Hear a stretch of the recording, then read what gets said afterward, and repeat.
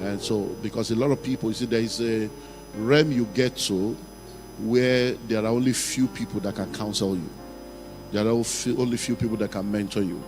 So a lot of people, when they begin to assess some dimensions of wealth, they don't have people that can mentor them. You know, sometimes they can't even talk to their pastor because the pastor doesn't understand.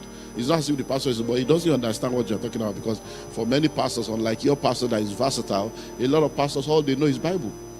All they know is ministry. They are full-time pastors. So when you are talking of, you know, from CO2, you are talking of bill of lading. When you are talking of private jets, you are talking of, you don't know what you're talking about.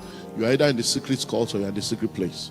So we need to reveal and unveil some things. So the theme and the focus will be building transgenerational wealth and organizations.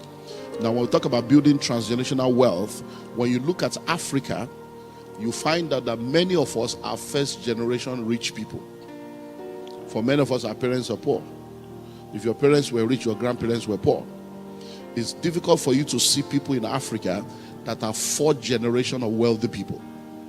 And that's why most of the time we talk about generational curses, because we don't understand generational blessings. The only thing we understand is curses. But that narrative is changing because God is raising a new generation. So for many of you, you are the first set of people that is beginning to get educated, get knowledgeable about God, and get rich. So you don't have a template to follow on how to raise your children and cause the wealth to go beyond you. You don't have a template because you don't have any example of who has done that in your family. So we need to help people understand how to do that. And that's why a lot of us, even when we are building up our children now, we're already making a mistake that will affect our wealth. Because the school your children go to matter. The people you allow your children to relate with matter. Because the school they go to, the people they relate to determines who they marry. And the people they marry will also matter. The career they choose will matter. So billionaires don't just send their children to any school. No. They are strategic about the school their children go to, strategic about the people their children relate to, strategic about who their children marry. Because who you know and what you know determines how far you go. So, very, very strategic. By the time your children are going to school with people that do not carry the kind of grace that is required for their future, they will end up marrying someone that will pull them down and hinder their future. So, and then a lot of us growing up, the only understanding of prosperity we know is that when your father died, he left a will, and they willed a house to you or willed something to you. The days of wills are over.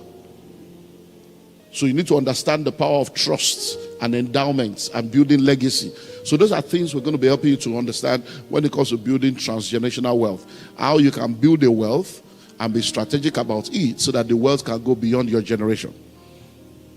Then building transgenerational organizations. A lot of companies in Africa die once the founder dies. Most businesses have not been able to cross 50 years, 100 years, 200 years because they don't understand how to build transgenerational organization. The first generation is a pioneering generation. And most of the time, the second generation is a maintenance generation that tries to maintain what has been pioneered. But by the time you get to the third generation, the businesses die because the third generation is now an entitlement generation. And because they are an entitlement generation, the companies and the businesses die. But in order to build transgenerational wealth and transgenerational organization, every generation must be a generating generation. So as the first generation is pioneering and generating, when the second generation comes, you are supposed to maintain what has been generated and generate new things in addition to what has been generated, and also upgrade and update what has been generated to relate to your present world. So if your parents were selling materials in the open markets, and you now, they sent you to school selling materials in the open market, by the time you graduate and come into that business, you should not remain in that open market.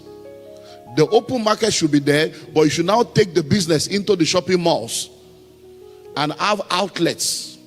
Why? Because you are still keeping the business, but the business is now being operated in relativity to the present world that you live in. You are now supposed to take that material online and have an e-commerce platform. But to remain in that market and say, this is the way my father did it, as it was in the beginning, so it is and forever shall be. No. Question, as it was in the beginning, is that the way you want to remain? Thank you for taking time to watch this video. We believe we've learned something of great value. On this channel, we share videos on finances and wealth creation from biblical perspective. You can find more similar videos on this channel. If you enjoyed this video, please like, share, and subscribe. Let us know what you've learned in the comment section.